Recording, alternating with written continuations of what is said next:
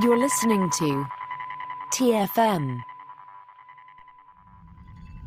Want to join in the conversation and share your thoughts on this episode? Join the Babel Conference, our listeners' discussion group on Facebook. Just type BABEL into the Facebook search field, and we'll look forward to seeing you there.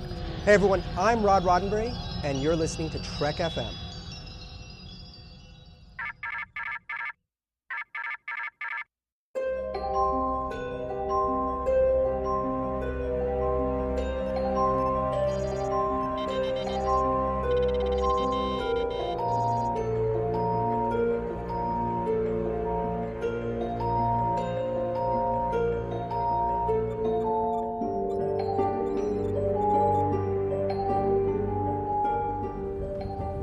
Are you taking all these books? I thought I'd take some light reading. Guess I got bored. Hello and welcome to Literary Treks, TFM's books and comics show, all about the books and comics of Star Trek. I am but one of your hosts, Casey Pettitt, and with me, as he always is Jonathan Koan. Jonathan, it's another book month. Yes, we have, not only do we have a book to review, we have comics, we have news of new stuff coming out. It's we got quite a lot to cover on this episode. Yeah, and with that, I will get right into telling our listeners how to get in touch with us, because we do have a lot to talk about today. You can find all our shows by going to our website, trek.fm. Follow us on X and Instagram at trekfm. Find us on Facebook at facebook.com/trekfm.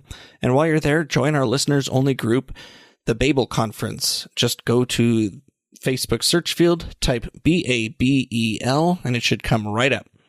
We also have a dedicated Goodreads group for literary treks. Join us there, and you can see all the books we've read and even what's coming up next. And if you'd like to support the network, please go to patreon.com/trekfm, where you can select from any number of tiers. And if you have a show you really enjoy, such as Literary Treks, you can be an associate producer like myself and Greg Rosier are for Literary Treks. And lastly, please leave us a star rating and a written review wherever you get your podcasts. It's great for us. We love the feedback, but it also helps others find the show. So, Jonathan, we have a little bit of book news. New book news. One that we've kind of already talked about maybe a little bit, but now we've got more. Yes, we had learned about that there was a new Strange New Worlds book, Ring of Fire, by David Mack. We had known that it was coming out in August 26th specifically, but we now have a summary, a blurb, if you will, and I will read that for us and hopefully not butcher it. When murder and sabotage imperil the time-sensitive and top-secret mission of a team of civilian scientists, Starfleet deploys Captain Christopher Pike and the Enterprise crew to Cathara Station, a classified research facility located above the accretion disk of a black hole. Lieutenant Commander Una Chin Riley soon discovers the station's director, Volkea, who many years earlier visited this same black hole on a mission that went tragically wrong and whose consequences have haunted him ever since. Caught in the crossfire on the station are Science Officer Spock, Nurse Christine Chappell, and Security Chief Laan Noonien Singh, whose romantic entanglements, old and new, threaten to unravel their bonds of friendship. As enemies converge upon the station, can Volkea and Pike both atone for the mistakes of their pasts in time to avert a tragedy? With time running out, the survival of Cathara Station, the USS Enterprise, and dozens of innocent lives hinges on their acts of contrition. Ooh, Acts of Contrition. That's a Voyager book. Yeah, that's a book. Wow. I don't know if you do this when we're reading a book, but if I'm ever reading especially a Star Trek book, and I just see a phrase, a turn of phrase that happens to be a title of another book, I'm like, it's a reference to that book. Yeah, I feel like the books we're reading now too have all those for the 7th book of the series, but we'll get into that. Anybody who follows David Mack on Facebook, though, got to follow along with his writing process for this. So it's pretty exciting to, having watched his, kind of little updates from time to time, and then, finally get the announcement of the cover blurb and even, a photo of the cover as well. Which I feel like with these Strange New Worlds books, it's always just the cast on the front and something behind it.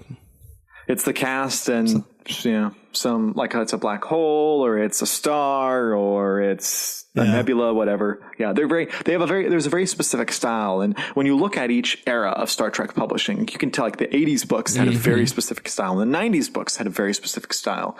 And even these, the Gateways books have a very specific art style. I'm particularly partial to maybe it's just because I'm partial to the era itself, but the 2000s and 2010s covers of the post-Nemesis stuff, that's the covers I really like. But this one, it's well put together. I think it's kind of just right in line with the other ones that have come out, like Una McCormick's recent one, Asylum, and I think even the one that's coming up next month, as we're recording this, Towards the Night by James Swallow, has kind of a similar cover. It's got some of the cast on it, and it does, and kind of some designs behind there. So maybe they're not allowed to show the ship. I don't remember seeing the ship on this one. I don't know, but it's, either way, it's very, very cool. And, I think for people who are fans of the show, it's good to, especially when we're in this period right now, where we're kind of between seasons of Strange New Worlds, getting to see the characters, on the cover rather than some, artist rendering of them or something that just isn't going to grab somebody's attention, like a current cast photo or similar kind of to a cast photo. So, but yeah, always exciting. And, David Mack, he knows how to write a novel. So, we'll definitely look forward to this one coming out later this year. And actually comes out the day after my birthday. So happy birthday to me. Oh, nice. Well, I can put on my calendar when your birthday is. A tidbit for people. Now you just have to figure out the year. So we also have some comics news. I think, we've been a little bit off and on our comics coverage. We're starting to pick things back up, but we just got news from IDW that they will be discontinuing the current running of the Star Trek and the Defiant comic lines and starting some new series. I don't know about any of the other ones. I think, we've really only had, those are really the two ongoing ones. And then we got Lower Decks that kind of just restarted, I guess, there. But so I can't recall if they're going to stop with Lower Decks or if they'll continue that one. I assume they'll continue that one. But for now, we've got some, in June of 2025 will be the final issues of Star Trek and Star Trek Defiant, kind of closing the storylines for those. And I should have pulled this up, but I think it's called Omega, which would be apropos to the stories so far with the gods storylines and everything. Yep. So, but yeah, I think, starting in July, we'll get some new series. Yeah, and I see that one of the new series is titled Red Shirts. And my question is John Scalzi writing? I don't think so. That would be pretty good, though. That would be synergy there. No, Red Shirts, which should be fun. I don't believe that's going to be quite like the ongoing ones. It's probably going to be a limited run. I believe you're right. All new heartrending Star Trek 5-issue miniseries. There you go. I was right. We also have Strange New Worlds, The Seeds of Salvation, which is coming in August. And is that one also a limited run? That one, yes. I don't know how many issues, but yes, that one's also a limited run, yes. And then we have one that also has to be limited run is Voyager Homecoming. Another look at that epic finale. No, that's not the finale. That's the Christy Golden Christy stuff, Golden book it? that came out after Endgame. Yeah, so I'm kind of curious about that.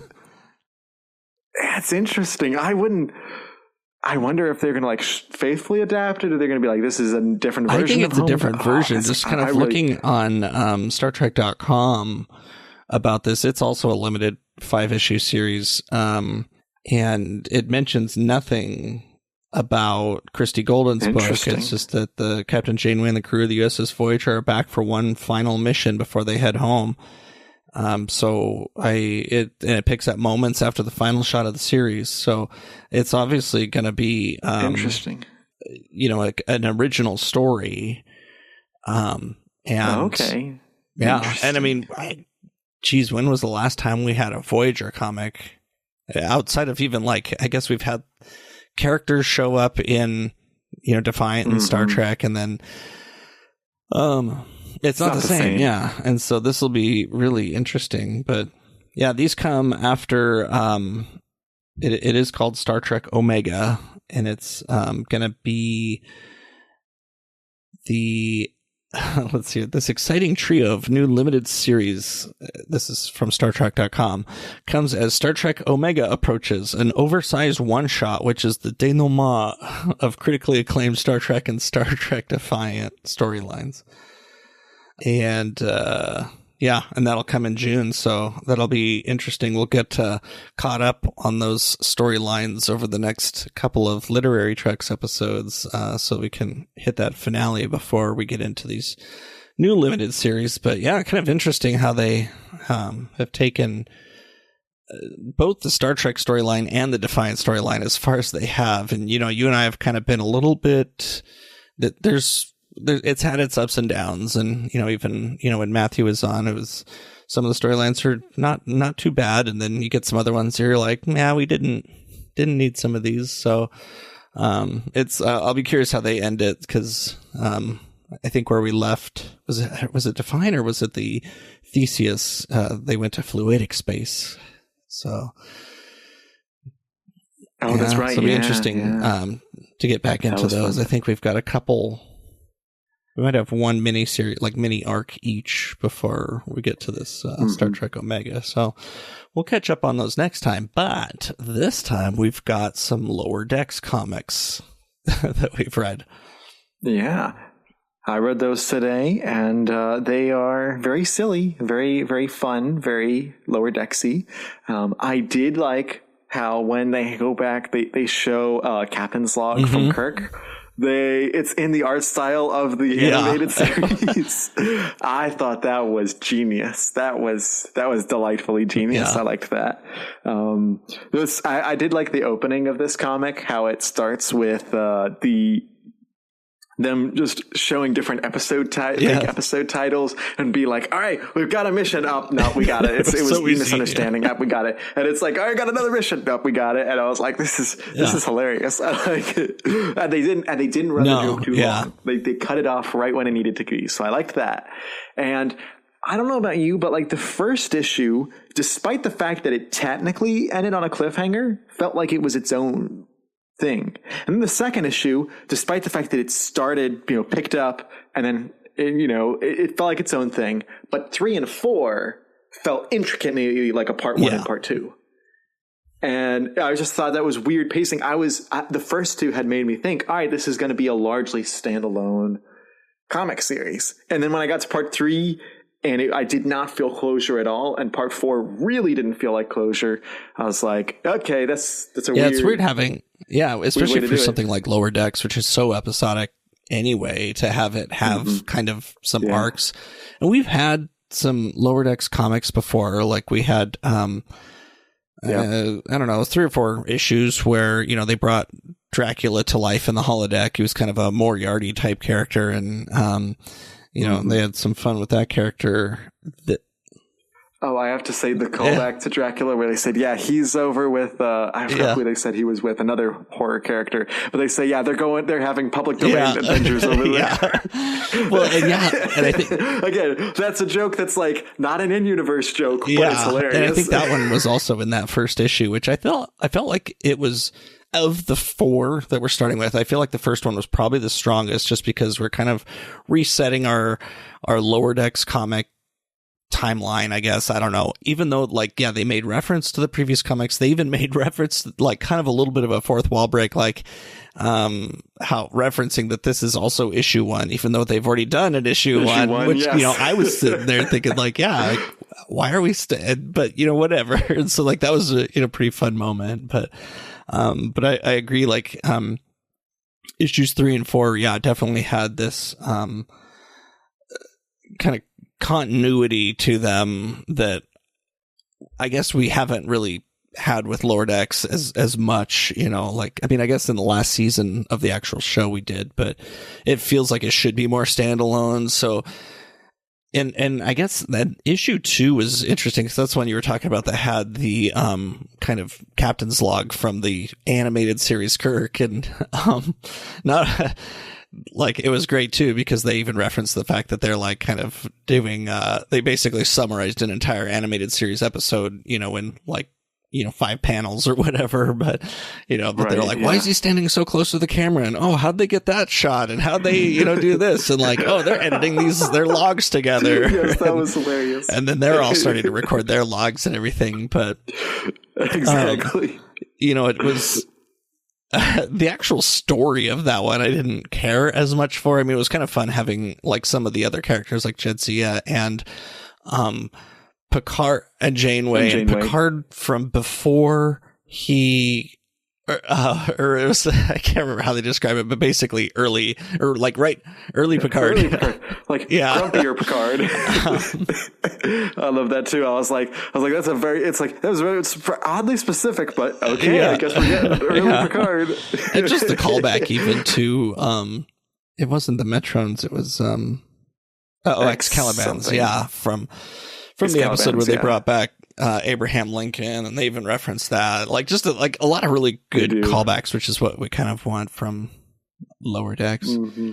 I will say the little kind of footnotes at the bottom of the page can be pretty funny, but I feel like it's getting a little overdone in the original run for their Lower Decks comics. They did it in a handful of places, and maybe if I went back and looked at them, I'd see there was maybe a lot more, but like it was also just kind of a new thing that they did because, you know, other comics aren't really doing that kind of thing.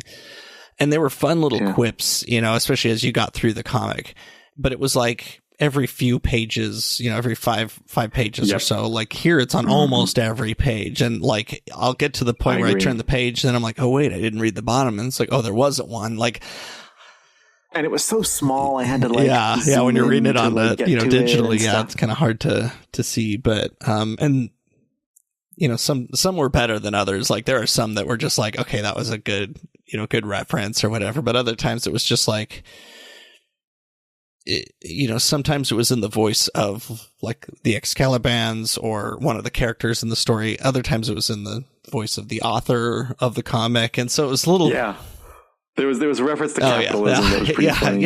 Some of them were very good, but I feel like it was overdone. It was overdone. They should pick and choose those, but you know, I still like having those for the Lower Decks comics. But overall, I mean, you know, some pretty. I'd say as from some of the comics that we've read over the years, this was a pretty strong start for a series. This is one of the first series that you got to start from the beginning, I think. Hey, yeah. I also got to start the Sons of Star Trek, but that was like 3 or 4 it was another issues. limited run one. So, so no, this is it's funny. If you're going into it wanting it to be just funny and silly, you're gonna have a fun time. If you're wanting, you know, this epic, you know, serious take, you're gonna be disappointed. But if you're going in with funny, you're gonna be happy. And this is probably more family friendly than the show is. Oh yeah, well, except now this is like a pet peeve of mine, but they bleep out the foul language, but just by using like random like symbols and stuff. And I get why they do it, because they want to be edgy, and also because they want to not, you know, use the actual word and have it bumped up a level in terms of appropriateness and stuff. So I understand from a production level why they do it. But me personally, I do not appreciate it, because I'm like, guys, you may as well, like, I don't appreciate swearing, but you may as well do it. Like, the intent is still there. It doesn't change. Like, it's not like we're better off because we didn't actually say it. It's like, but you meant it. Well, it's kind of like some of the stuff in the, Picard's Academy ones. I remember there was some very adult things happening in that comic. I can't even remember off the top of my head, but I think that there was some light cursing that wasn't bleeped out. if I remember correctly, but I think there was just some adult themes in that one and I'm just, like I appreciate that kind of humor myself, but like, I also appreciate that some people don't. And especially for a comic book that,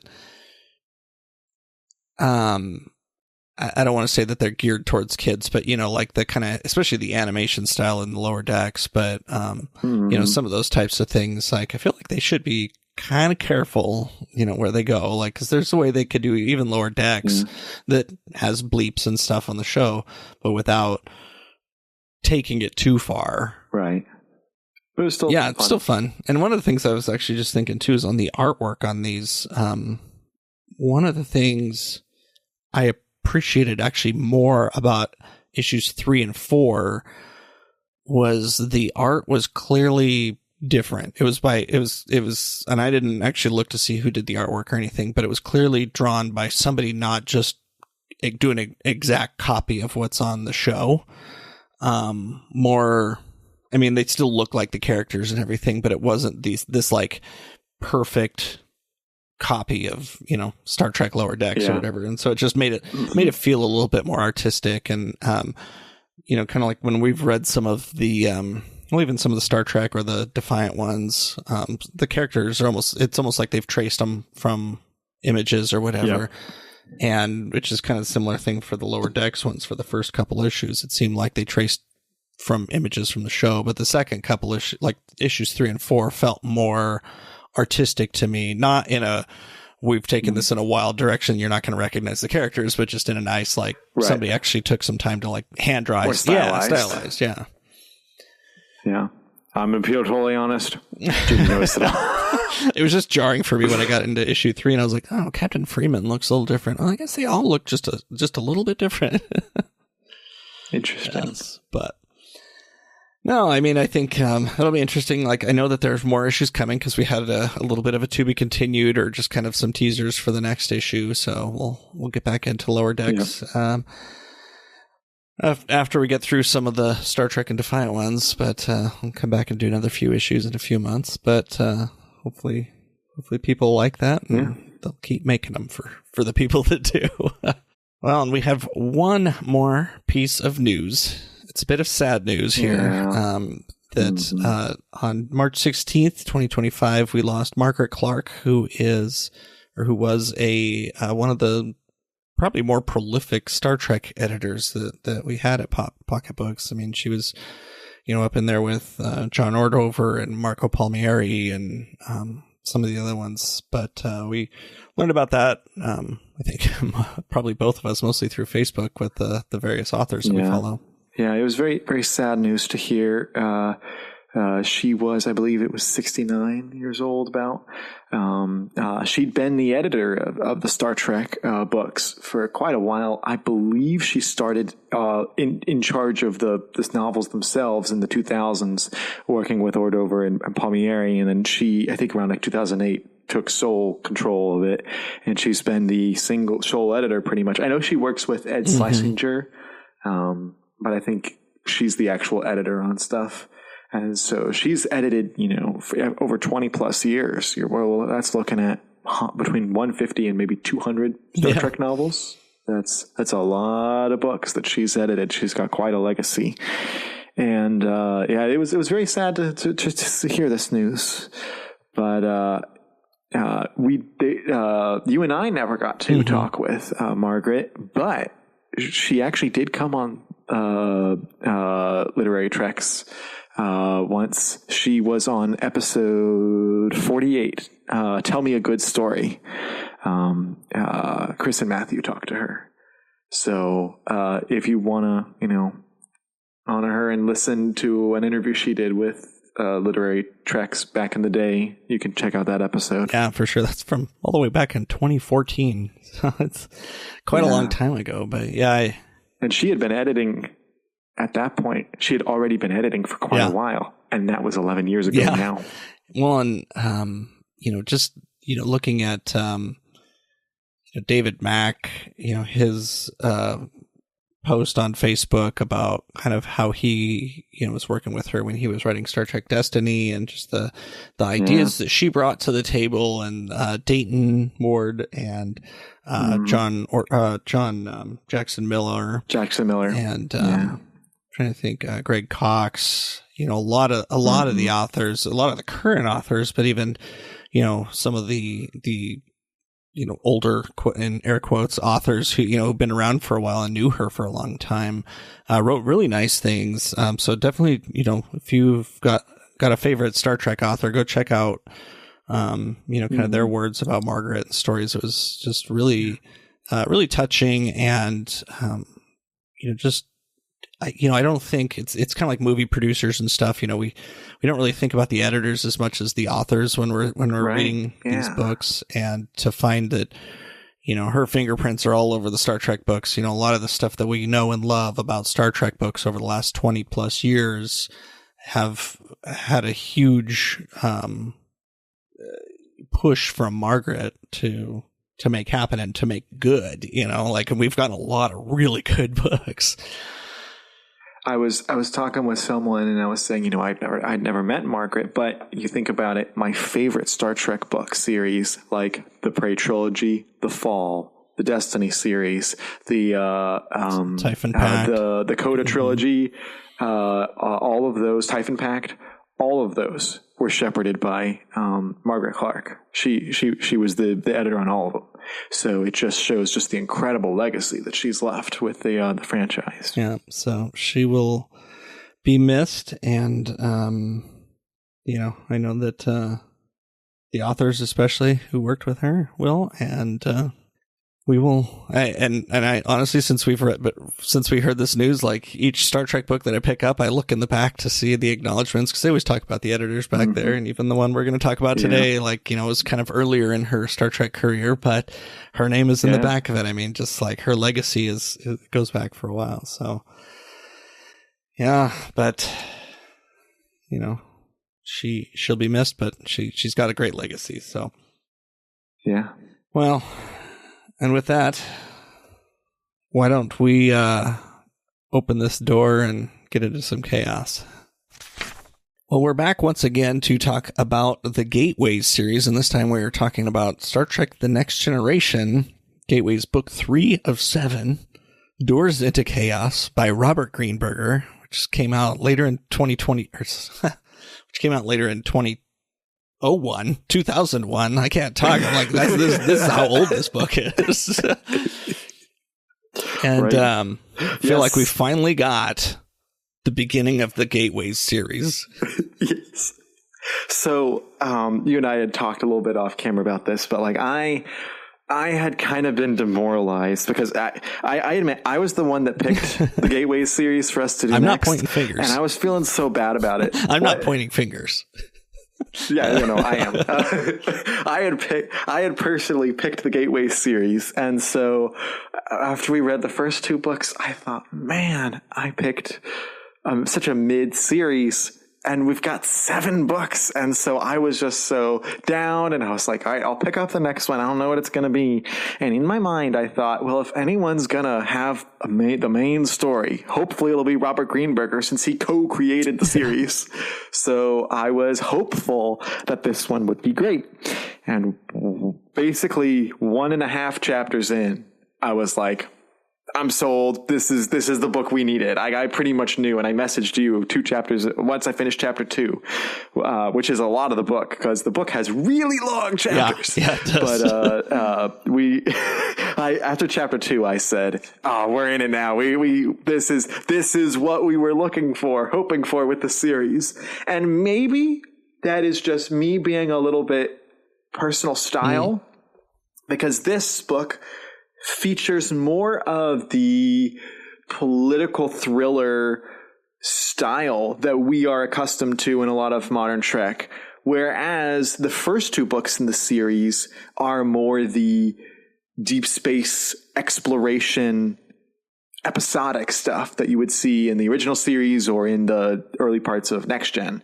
And so maybe that's why this works so well, but just everything about this book just worked for me. And so I was so happy the whole time. I had a grin on my face the whole time, and I was like, I'm back. Yeah, you texted me, I think. I was about in the same place as you were when you texted me, because I was thinking the same thing, like, yes, this this is what we've been waiting for.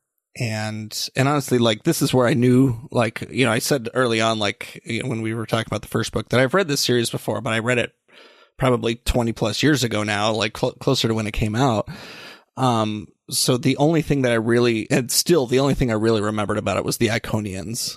You know, that's who built the gateways, like that's the gateways we were talking about. And I was almost a little disappointed in the first two books that we didn't get any mention of the Iconians, because it's not like they were this secret race. I mean, Picard studied their history. They were just an ancient race that were gone forever. But, you know, in the first book we had, I think it was the Calendans, and like that, you know, kind of follow on to the original series episode. And then I honestly can't remember who the alien race was in the second one. But once we got here, and it just starts right off, the Iconians called and they want to sell their technology. You know, it's like, okay, cool. We're kind of in the story proper now, and we can talk about this. And I think the thing that really captured my attention or my interest in this was the fact that they reveal early on, like, what's going on as far as the Iconians are here. They've turned on the Gateways network and they're, you know, like, negotiating to sell it. But we're getting throughout the book, you know, it's not like it's kind of peppered in. It's not like we had like a prologue that we didn't come back to, you know, for half the book or anything. Like, peppered throughout the book are these just little vignettes into, and kind of like Easter eggy type of scenes sometimes with some of the alien sort of, but just kind of the havoc that it's causing with people just accidentally going through gateways. Like, one of them was a group of school children on basically a field trip that get caught going through gateway. And I don't think we actually got resolution to that in this book. You know, like you know, we're finding out throughout this book, like that. I mean, this book is called Doors into Chaos for a reason. And just the setup of that, to me, this is kind of like almost like a Star Trek book you'd see in this, you know, in the post Nemesis era, even though this is between Insurrection and Nemesis, but like getting that setup of just like, there is this galactic catastrophe happening and we need to figure out how to stop it. Yes. There is an electric pace and feeling to the book. Despite the fact that it has ridiculously long chapters, it feels like it's moving. That first chapter has, I believe, 3 different examples. It's the school children example, it's the 2 races that are fighting example, and then it's the guys that that invade Nog's ship.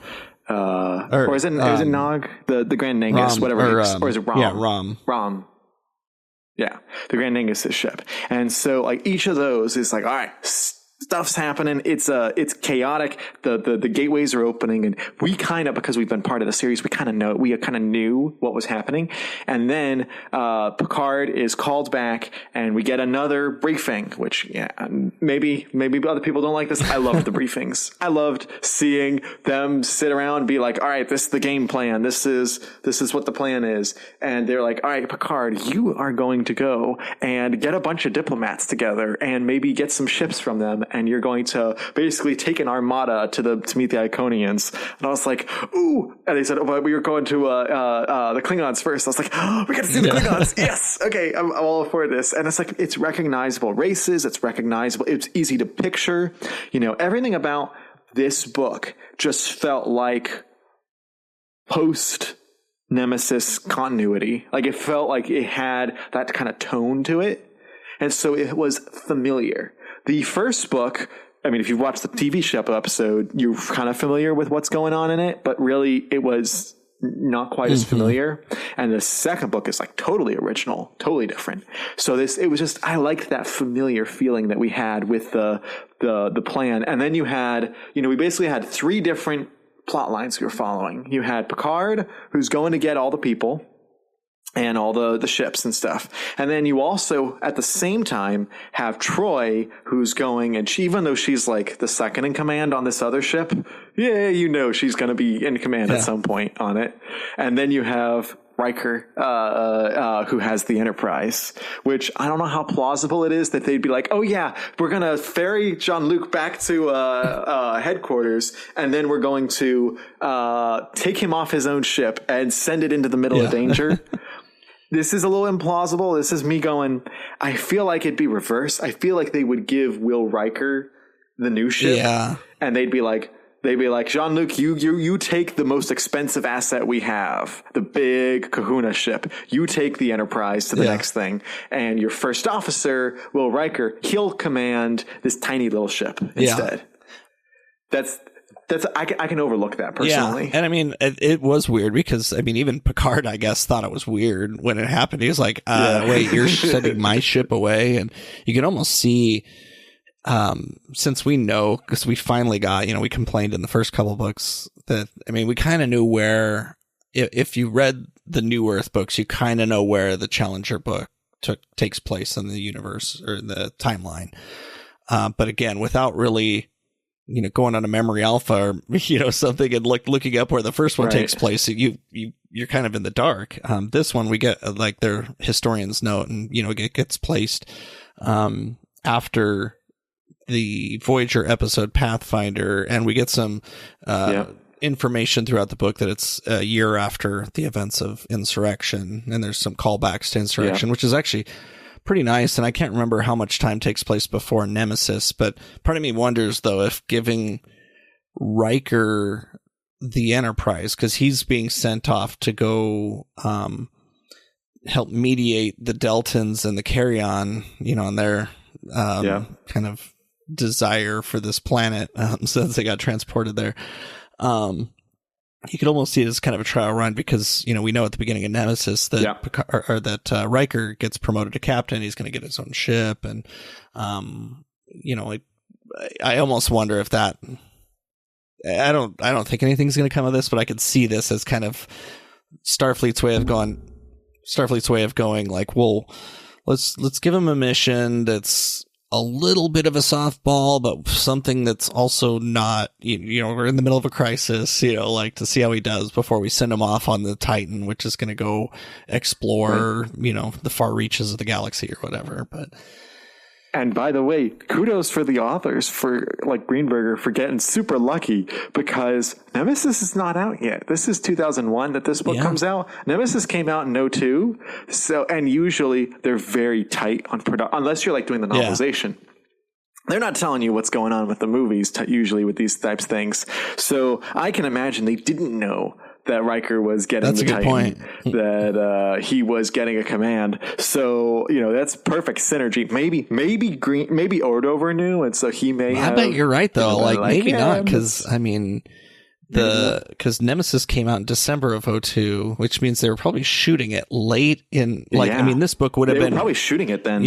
By the time this book came out, which means this book was written way longer, before.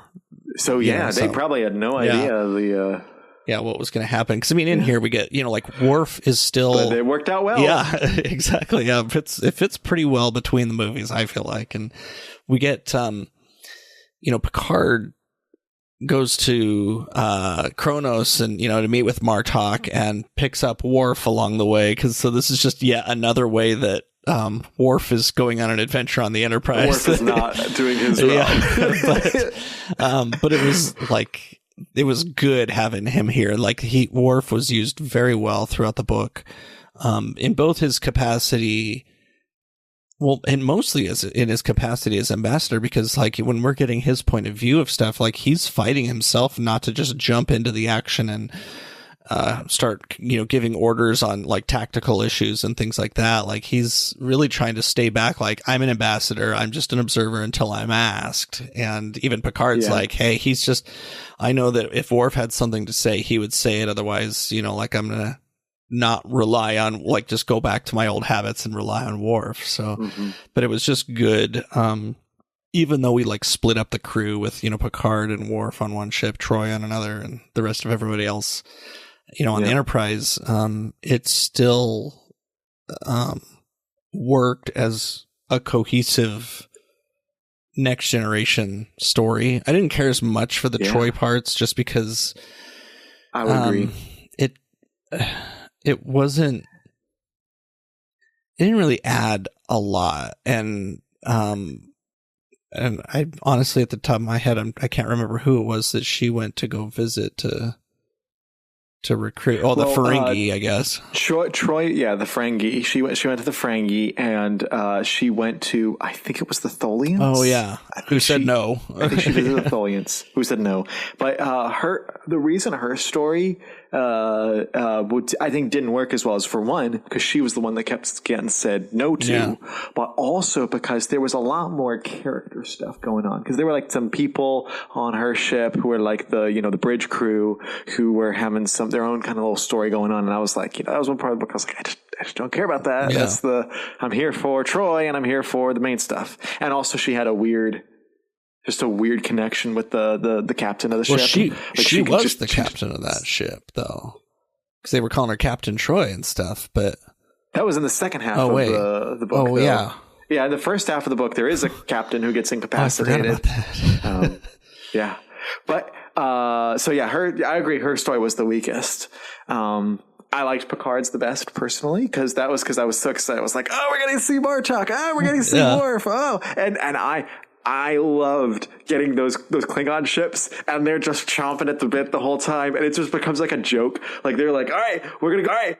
I think that the Klingons were used very well, and then I feel like nothing was, well,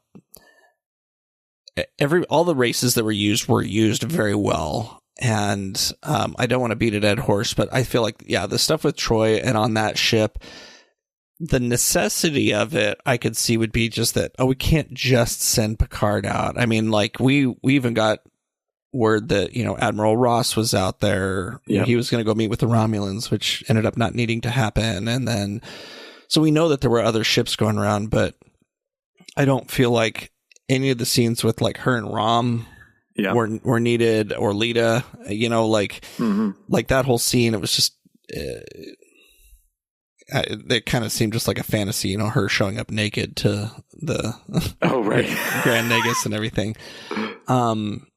When they're allies, and we knew that they would have sent a ship anyway, but like all of the races that were used, even the ones that were like the Deltans and the Carrion, who were at odds with each other. I mean, they were fighting with the Enterprise for a while, but then once they got overpowered, then they were like, okay, we'll join. And the Gorn acted just like we thought that they would, like kind of they joined. I did like the Gorn. That was fun. That was fun. And so like, but it wasn't overused. Like they didn't dwell on anything like that. Like, I'm glad that we didn't have really any specifically Gorn scenes that I can remember with like crazy names and stuff like that. Like, no, I think that was one thing that helped with the pacing of the book. That was like the names that he picked for the characters were all pretty easily pronounceable, like we get a lot of races where the names have a lot of apostrophes or no vowels or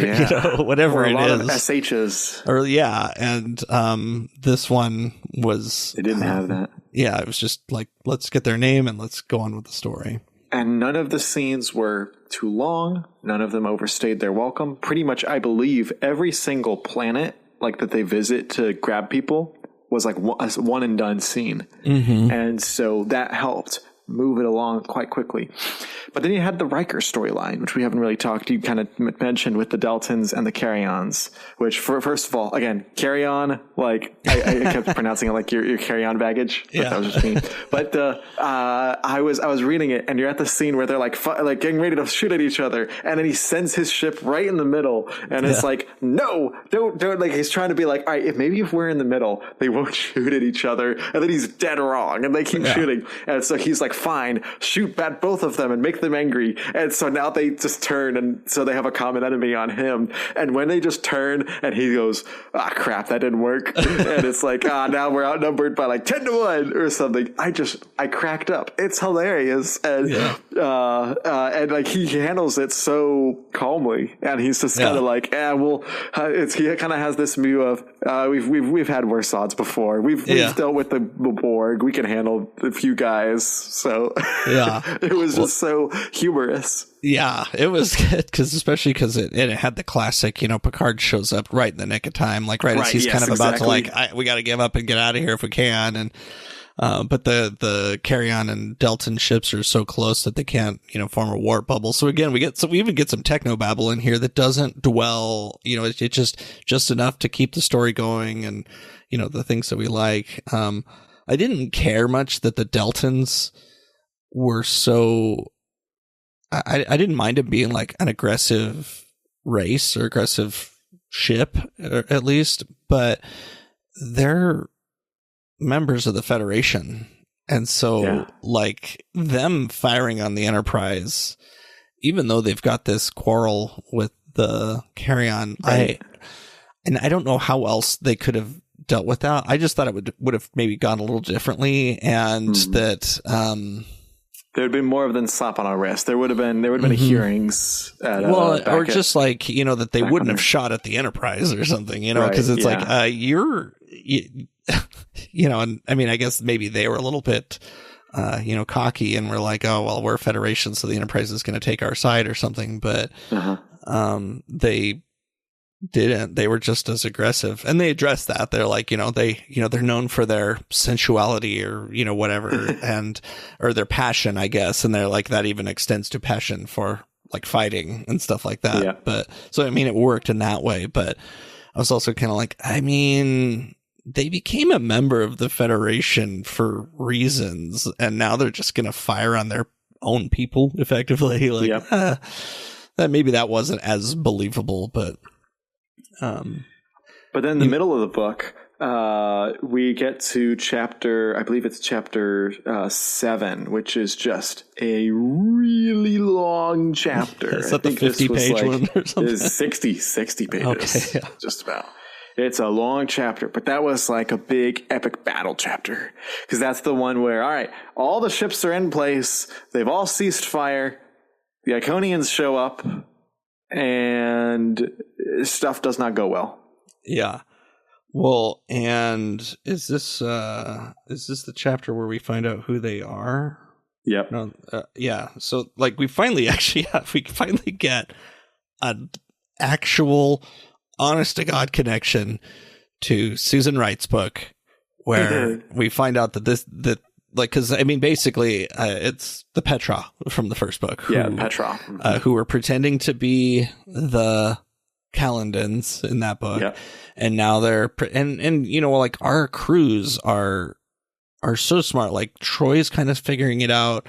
The folks on the Enterprise are kind of figuring it out, and the people around Picard, like everyone's kind of got this nagging feeling that like. And even Starfleet at the very beginning, they were like, something isn't right here. Like, why is this ancient race just showing up to like after millennia and wanting to sell their technology? And then once, the kind of combined armada of the Federation and Klingons and, other allies show up, and they kind of got the Iconians in air quotes dead to rights, then it's like, yeah, we're the Petra, and here's what the deal is with us, and like we need resources basically, and so we pretend to be these guys because we figured out how this technology works, and it's like, okay. And I did like the plan that Starfleet has, which is basically first just get a pause on all negotiations, be like, hang on, don't do anything until we're all together, and then they say basically have a they treated it like an allegory for nuclear weapons, which I really found fascinating. So they basically, they realize if any singular group, even if it's a weaker group, like if the Federation gets the doors, I mean, it's just, game over for everyone. But even if like one of the smaller groups, like that doesn't have as big of, a fleet or army or whatever, even if like the Tholians or the Ferengi, even if any single group gets access to the gateways, it is going to massively change the power dynamics and potentially lead to, millions or billions of deaths or whatever. I guess David Mack could have played this very differently if he'd been writing this book. But whoever controls the gateways controls a lot of power, kind of like a nuclear weapon, as they say, all right, well, it's kind of nuclear, mutually assured destruction, kind of like MAD, that the idea that, okay, as long as none of us have it, none of us can use it. This is the reverse of which in MAD it was, let's both get nuclear weapons so that neither one of us wants to fire them at each other. Whereas this is, let's neither of us have this so that nobody gets to use the gateways. But the problem is they don't trust anyone. They're like, all right, we're all working together on this, but each group is kind of like, all right, when are we going to secretly negotiate? And so I really liked that because I spent the whole book wondering, oh man, are the Petra gonna are the Petra gonna like secretly sell out to someone? Yeah. Well, and man, that's a really good observation. I didn't put that together, but as you talk about it, like, that makes so much sense. And because even it's, you know, there wasn't really a consideration like, well, what if we all had equal access to it? Because it's just like, that's just, now we're talking about more chaos again. And right. Yeah. You know, we get a point where the Gorn have already, I don't know if betrayed is the right word, since like, you know, they kind of played their cards, I guess, for their like, you know, we were in this to get the technology, not to help the Federation or anybody, but the Petra kind of saw through that, and instead of giving them the plans or the schematics or whatever for the gateway technology, they basically implanted computer viruses in their computers that destroyed the ships, which was horrifying to everybody. Like, oh no, like, so this is probably what's going to happen to anybody who negotiates even in what they think is good faith for this technology. And I mean, we gave a beat to the Gorn, you know, like, wow, all those lives. And then it was kind of like, I mean, but they were Gorn, you know, there was kind of this moment was like, I mean, like, I don't remember who it was. It was like Riker or somebody was like, I mean, this is kind of morbid, but at least the Gorn are off our backs. It's like, right, it's too soon. You know, the kind of all of the, man, like, the stuff with Picard and his negotiation, because he ends up having to like chase down kind of the leader of the Petra. It was like Doran or something like that. Doral. Because I mean, we get the background story of the Petra, that they're kind of this nomadic race that are you know, these kind of generational ships almost that kind of go out, they look for technology, they send the research back home, wherever that is. And, you know, like, we're in a generation that isn't even really aware where their home is or if anybody's still around, but they feel like they still got this duty to do research and gather this technology and continue exploring. But so much time has passed that they're like, we don't know why we're doing this. We don't know who we're doing it for, but we're also like out of resources. We just need like money or materials or something. And we just happen to like be very good at technology. So we figured out how these gateways work, and having Picard be the one.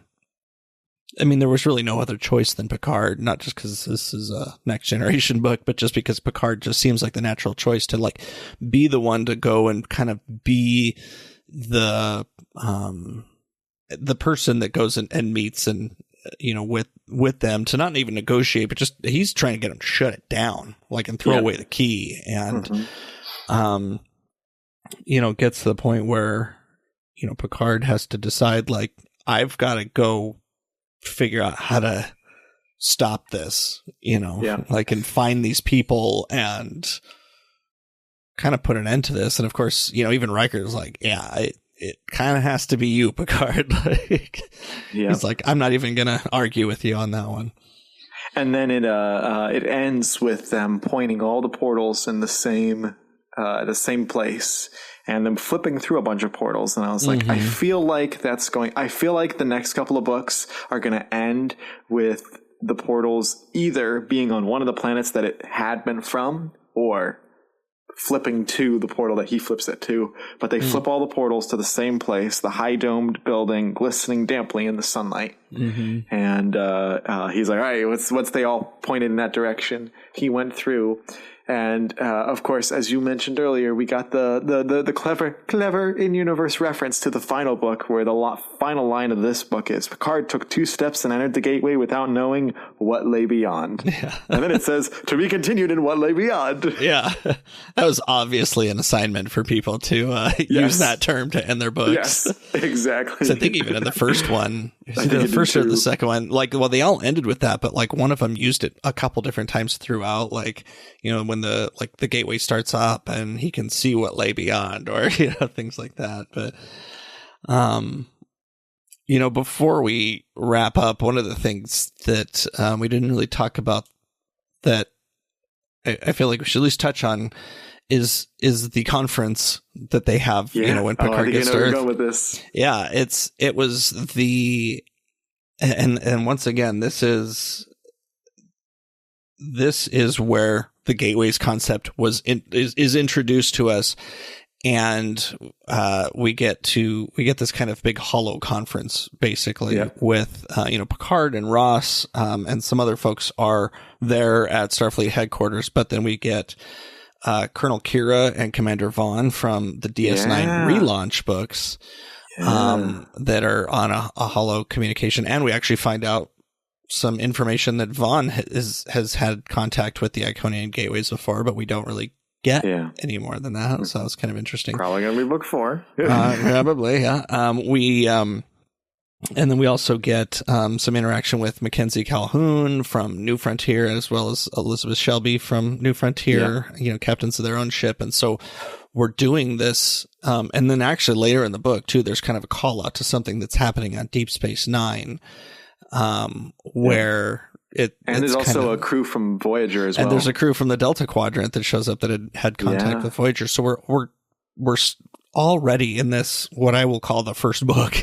You know, starting to weave these threads together to have a cohesive story, but like throughout all the books, and even tying in Voyager that's in the Delta Quadrant. They didn't have any part of this book except for this alien species that I didn't actually look up to see which episode of Voyager it was. I kind of had an image in my mind, but even just the stuff that they referenced that was happening on Deep Space Nine, it's like, I'll bet we're going to get that story, you know, like of them trying to shut down the gateways and, you know, among other things. And then I think the woman, the captain from the Delta Quadrant, even mentioned that one of the gateway outlets led to the Gamma Quadrant, and she name checks the Herogen.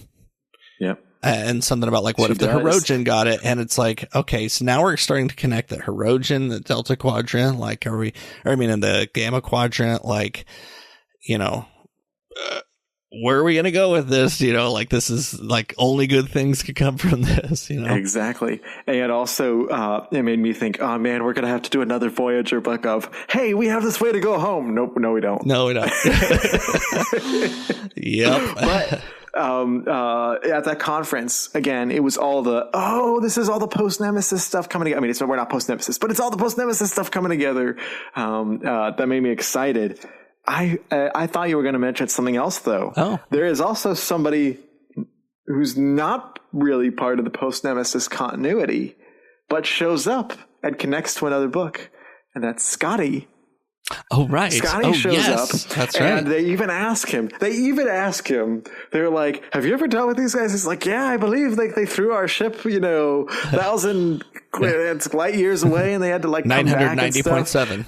Yeah, exactly. Right. Yes. Yeah. And then he talks about that. And I was like, ask him what happened to Kirk. Ask him what happened to Kirk. Because he says, oh yeah, the captain disappeared for a time, but he does not explain it. And of course, because they're saving it for the final book. But I'm in universe. I'm like, you would have asked what happened to Kirk and how you would have fixed it, because Kirk is no way like.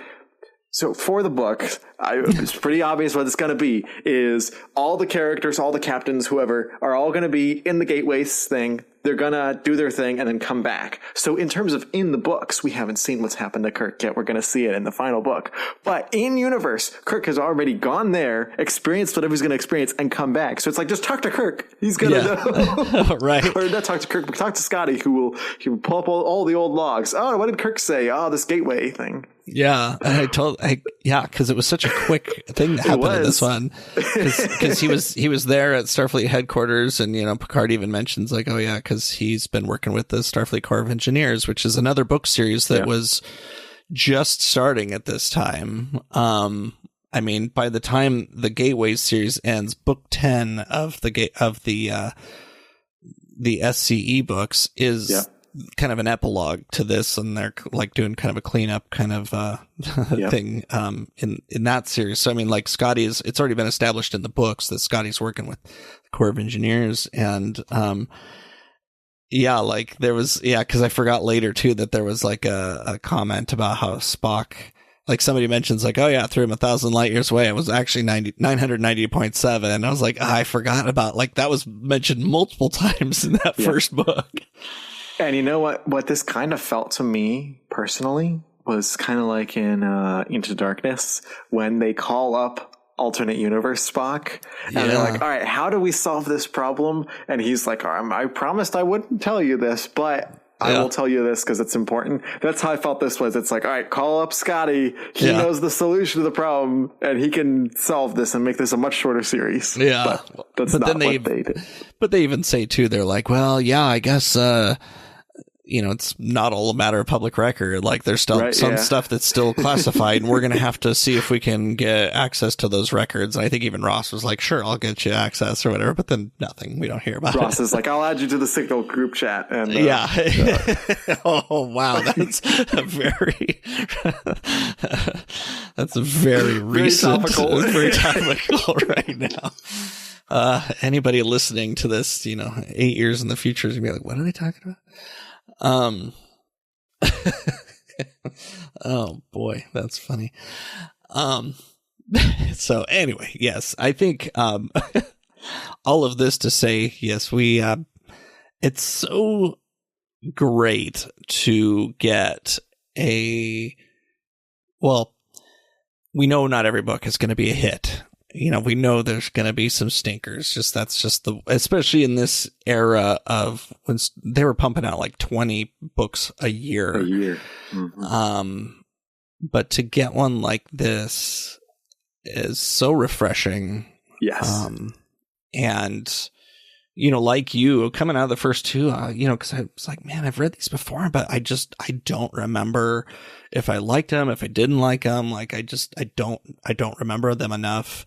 And so reading this one, I was like, I am now excited, and it's going to be like 2 months before we get to the next book. But, but I'm like excited to get into the next book now, because this one I think did such a good job setting up, kind of what we've been waiting for, like this should have been book one. And then I agree. I'm sorry, Diane Carey, but I don't right now, as we're reading through them, don't feel like chainmail was necessary. And maybe once we get further along, I don't know, maybe Voyager's going to find something about that, species or something. I'm going to say that I would have done this Narnia style. I would have done Doors into. This is just me extrapolating based off what I think the series is going. I might be wrong, so if you've read the book and I am wrong, okay. But I think you do Doors into Chaos. You do Demons of Air and Darkness, which, by the way, we got that name drop as well in the book. Oh, big time! I think that's from the Next Generation episode. Which I can't think of the name of, that has the Iconians in it. But we do the Next Gen, the DS9, the Voyager, and the New Frontier books, because those are all the same era, so they're all happening at the same time. Do those 4 books together. Then you do the prequel, which would be the little vignette of, oh, this is like the original series, how it ties in. And then after that, you do a big finale that is kind of like the last battle. But that's what lay beyond. That's how I think the series should have been laid out. I think that would have worked better if, especially as you said, if this had been book one leading into another epic book with the DS9 one. I think that this would have been a great 1-2 punch. But I think a lot of people fell off reading the series because they read the first two and were like, I didn't like it. Like, I would actually legitimately recommend to people reading this one first. I would even though there's some references to the first book, I would legitimately recommend this one because I'm afraid if you start with book one, you're going to quit.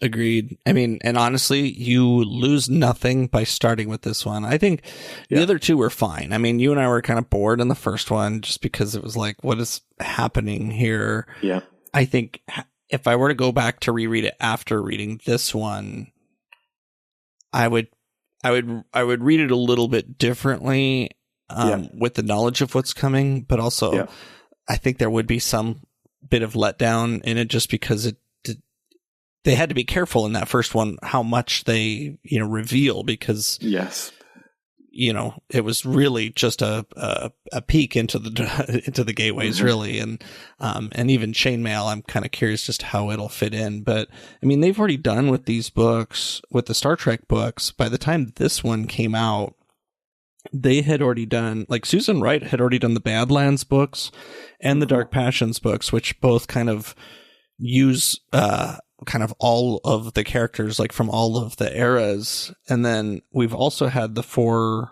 kind of original Section 31 books, which came out the Next Generation, then Voyager, then original series, then Deep Space Nine. I mean, I think they were all released like over the course of like 2 months. So there's like 2 books a month or whatever, but like kind of the unofficial order is Next Gen, Voyager, original series, Deep Space Nine. So like they already kind of have done this out of order. And I think, with Gateways, what we're finding, I guess, is that like they didn't necessarily need to stick to the order that the series came out in or anything. I think that did do the first couple books a disservice just based on how this one was.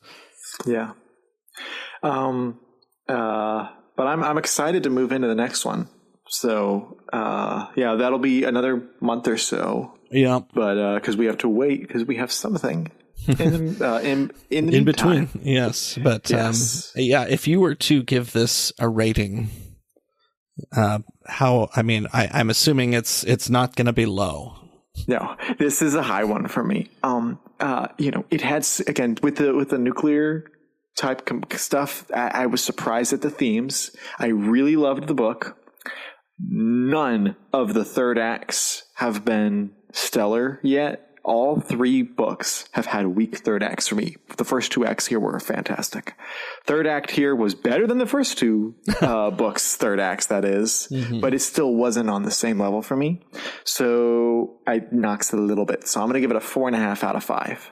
Nice. But it was still a great read. And I was rejuvenated after reading it. Yeah, same. I mean, I still loved it. Yeah, I would go with a 4.5 for sure. And I mean, for me, the things that probably brought it down was the Troy storyline. The third act for sure, to some extent, because I did, there was a couple places where I got a little bit lost on what was going on or who was talking to who, even when like Doral gave the Gorn backstory, some of that stuff. But man, this even just gets high marks for how much hype I have now for the next one. And honestly, even just like the fact that like having talked about it, like, because at first I was like, I really liked it, but it was, I was kind of like on Goodreads. I was like, do I give this like a 4 or a 5? Maybe I'll give it a 4. But then the more I thought about it, I'm like, no, I need to give it a 5. And even now I'm like, okay, like on Goodreads, this is definitely a 5. It's not like its weak points don't bring it down enough to, kind of knock an entire star off. If you're given just whole stars, it's just, you could say that Robert Greenberger understood the assignment, but he created the assignment. He created the assignment. So I should hope so. He saved the best book for himself. Yes, exactly. And I mean, what a banger. And exactly. Can't wait to see where the next ones go. Well, like we said, it's always so good to get a good book to talk about. We don't like, beating on books or, just kind of like cutting them down or anything. So it's really nice to have one that deserves all of its praise. But next time, like you mentioned, we've got a little bit of time before we can get into the Deep Space Nine book because we've got something else in the works. Yes, our next book will be Toward the Night by James Swallow, a new release from the Strange New Worlds line of publishing. I believe we will probably have an interview with James. I sure hope so. If we can get the timing, we will try. The timing to work. Yes. We will, at minimum, have a discussion about the book. Yes. That will at least be happening. Yes. So that'll be our next one that we do. So we're taking a break from the Gateways, which I think is actually a really good plan. Even though we loved this book, I think taking a break is a good plan. But, Jonathan, when you are not negotiating for the use of an intergalactic gateway technology, where can people find you? I didn't know you were going there. Right. You can find me on YouTube, my YouTube channel, Jonathan Koan, talk all things books, including Star Trek. I also have my Facebook page, my Twitter page, and my Goodreads, all of which are Jonathan Koan. And you can find me pretty much everywhere using the name Knitting Trekkie. I'm most active on Goodreads. I don't watch many movies lately, but you can find me on Letterboxd and see what I watch there. And I lurk around on Twitter or X and Instagram, and I haven't even logged into Blue Sky in forever. I suck at social media. I'm sorry, but or you can find me on Facebook in the Babel Conference. I'm in there from time to time. But thank you so much for listening, and until next time, live long and read on. What do you call that, light reading? To each his own, number one.